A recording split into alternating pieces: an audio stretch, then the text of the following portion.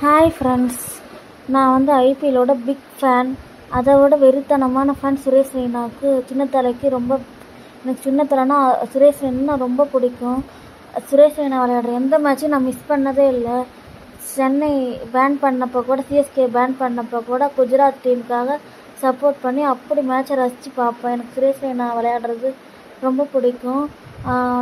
Left side batting, அவரோட left side பேட்டிங்க்கு நான் fan.